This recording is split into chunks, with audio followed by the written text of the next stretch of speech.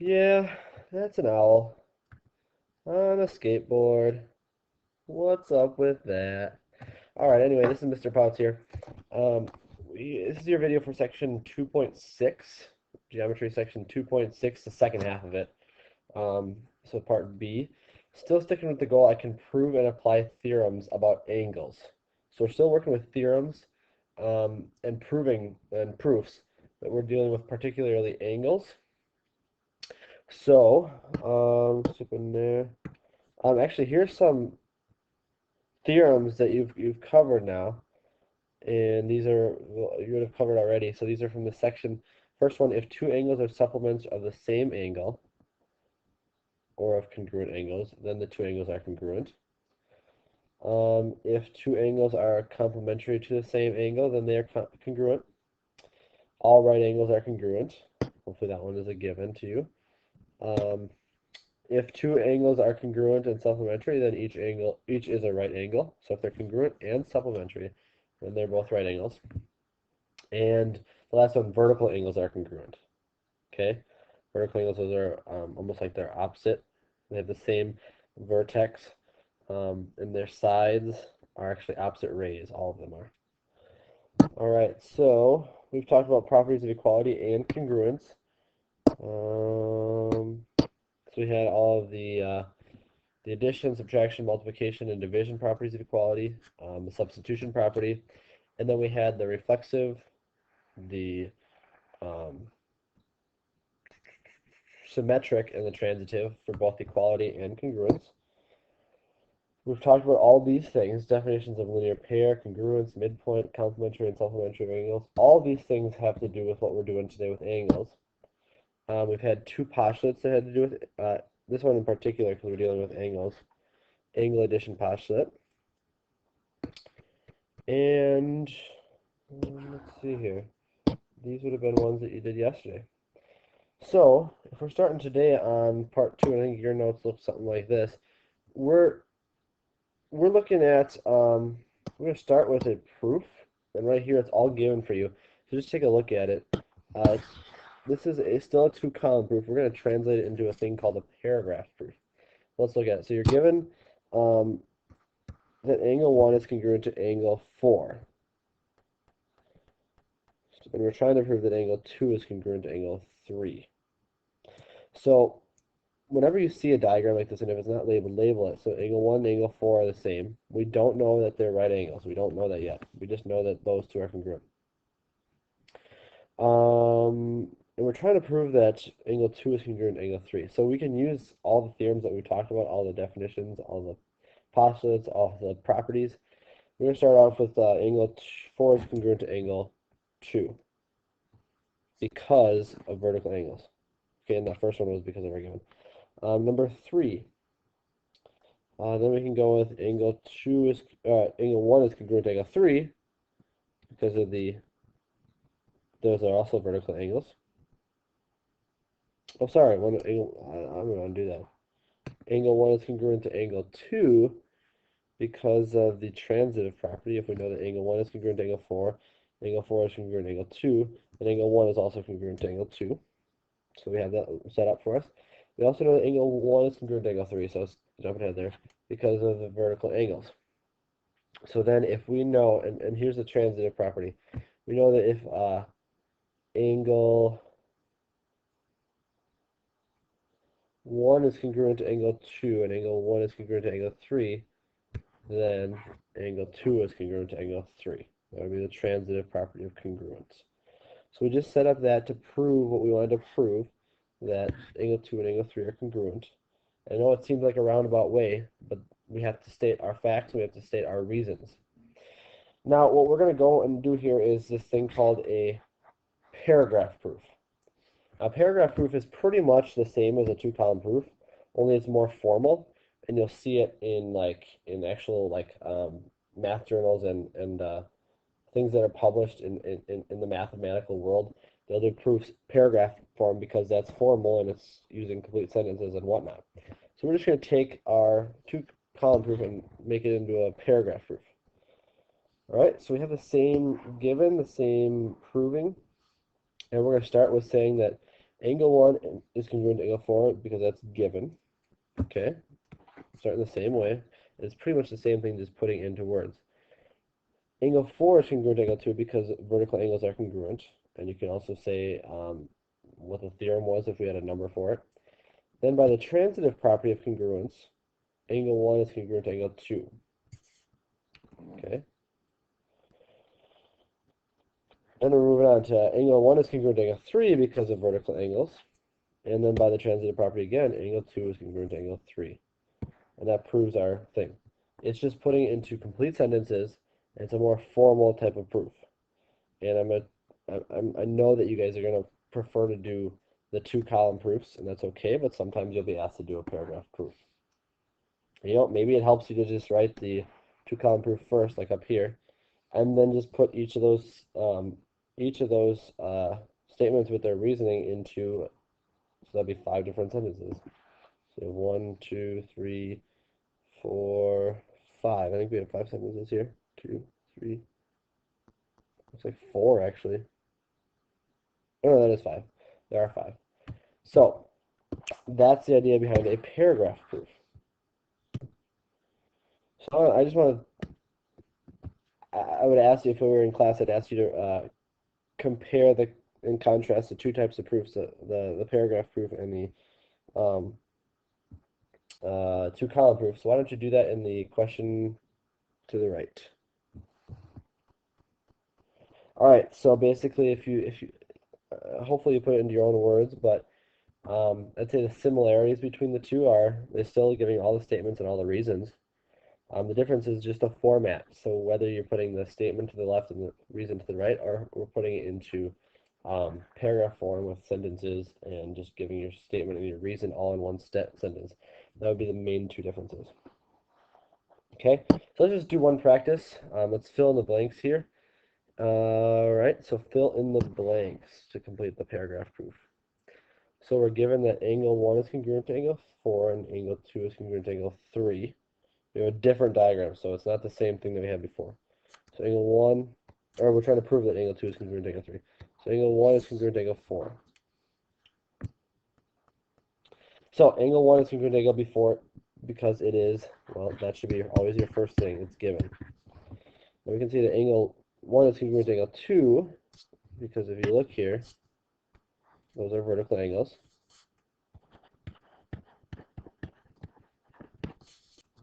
And I'm going to abbreviate here. They are congruent.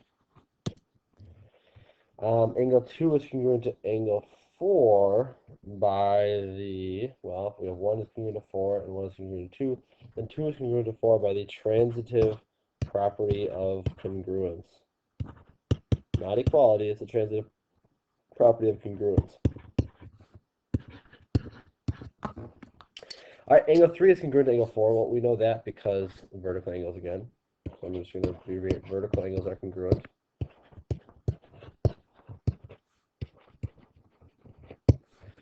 And then it follows, or we could, so a lot of times the last sentence in a paragraph proof has some sort of different start to it. A lot of times people end it with therefore, something, something, something.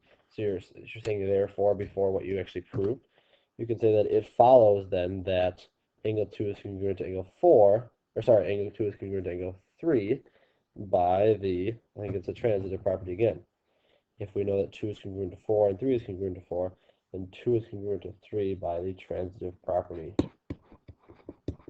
of congruence again. All right, and that's it. We proved it. We started with our given, and we got to what we needed to prove. So that's the end of the proof. We don't need to go any farther than that. So that again is kind of how a paragraph proof will look. So kind of getting the hang of starting to write paragraph proofs a little bit. All right. If you have any questions about proofs, I'm just gonna tell you to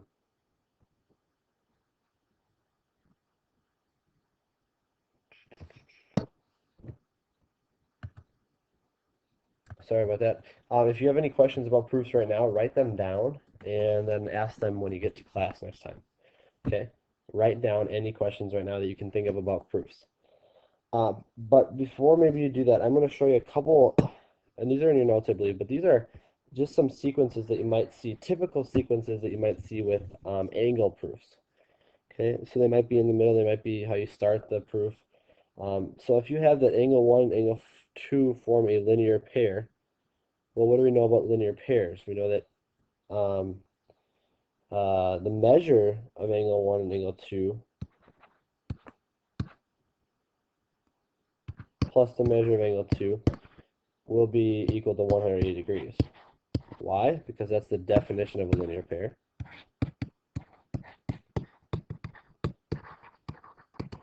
And then from there, we could also say that angle 1 and angle 2 are supplementary. And that, again, that would become coming from the definition of supplementary. It could also be coming from the definition of an angle pair. I think that's in the definition of an angle pair that they are supplementary, but we know that if they add up to 180, they are supplementary. Maybe you'll see that angle 1 and angle 2 are complementary. Well, it might be obvious to you, but you have to state it, that then the measure of angle 1 plus the measure of angle 2 is 90 degrees. That's the definition of complementary angles.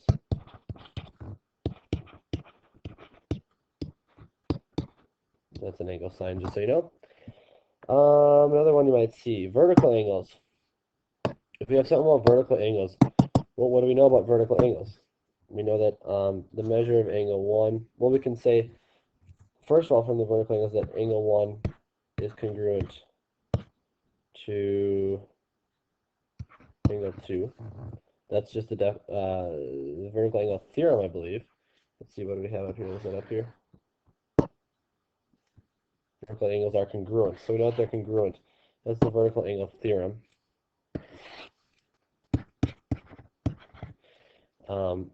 Then we can say that the measure of angle 1 is equal to the measure of angle 2, and that's the definition of congruence.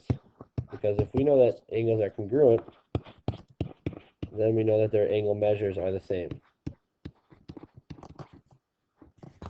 Sorry for my sloppy handwriting.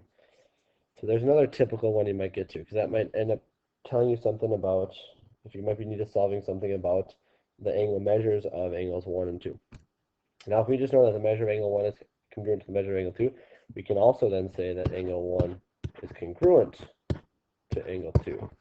That's also the definition of congruence. So a lot of times we're going to be going back and forth between congruence and equality, like this. The measures are congruent, and then the angles are, or the measures are equal, and the angles are congruent. Back and forth, because what you might be starting with is not what you need to end with. So you might have to make that switch between congruence and equality, or from equality to congruence. So let's take a look at, I have a couple examples. I think I just glazed over these before. I thought that I had gone through these, but I don't think we have so far. So let's just go through one proof, and then I'm just going to have you try the other proof on your own. This first one, so we have a diagram to the right. We're given two things, actually. We're given that the measure, or the angle 1 and angle 2 are complementary, and the angle 3 and angle 2 are also complementary. So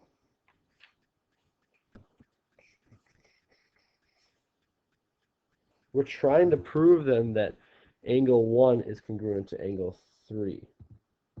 Angle 1 is congruent to angle 3.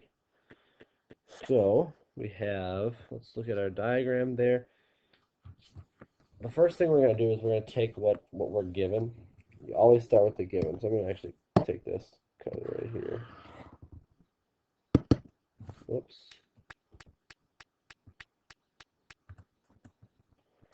Copy it, and I'm going to paste it right here. Just because I'm lazy, I didn't want to write it all out.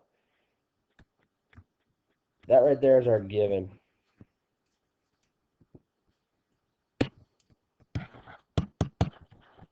All right, if we have that angle 1 and angle 2 are complementary, angle 3 and angle 3 and angle 2 are complementary. Let's put that in here. So then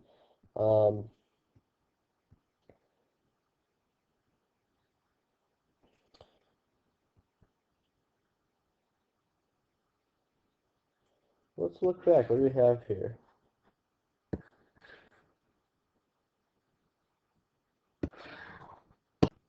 Let's look here. If two angles are complementary to the same angle, then they are congruent. Well, you know what? That theorem right there pretty much, I think that's the theorem we're trying to prove, though.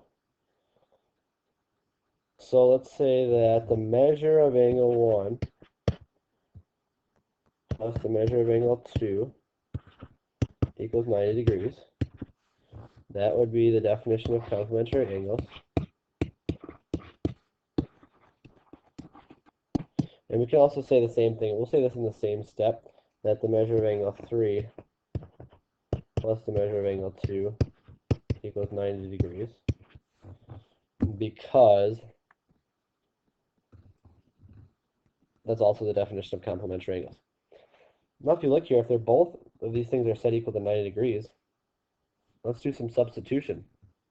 So instead of this 90 degrees, I'm going to substitute this right here. So then we know that the measure of angle 1 plus the measure of angle 2 equals the measure of angle 3 plus the measure of angle 2. And the reason there, that's substitution. That's the substitution property of equality.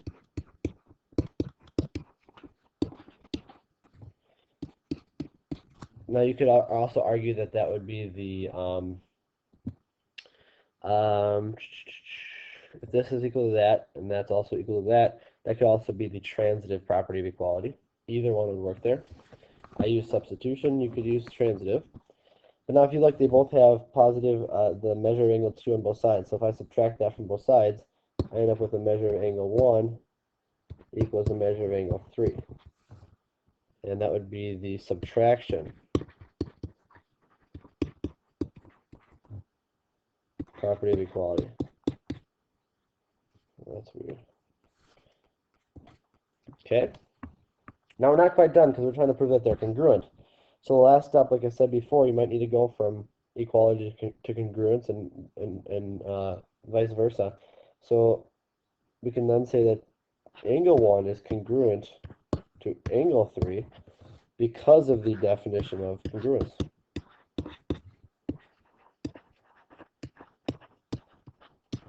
And then we got to what we needed to get to. It all follows through, and our steps are logical and in a good order, and they all have good reasons. So I'm going to give myself a smiley face because that's what we needed to get to.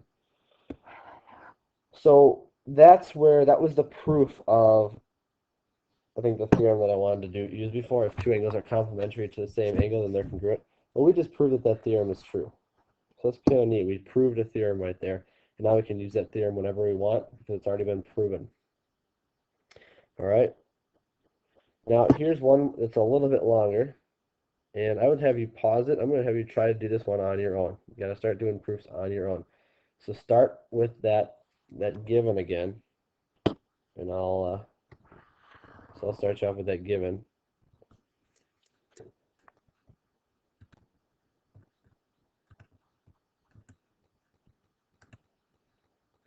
So we have two different things that are given. We have the angle 1 and angle 2 form a linear pair. We also have that angle 1 is a right angle. So we talked about some things about linear pairs before. If we have that angle 1 and angle 2 form a linear pair, we might want to use that right there. All right. So that's all I'm going to give you. Why don't you pause the video, and I'm going to actually have you show me, well, I totally spelled given wrong. I'm going to have you do this on your own and show me your work next time. All right. So good luck with that, and we'll see you.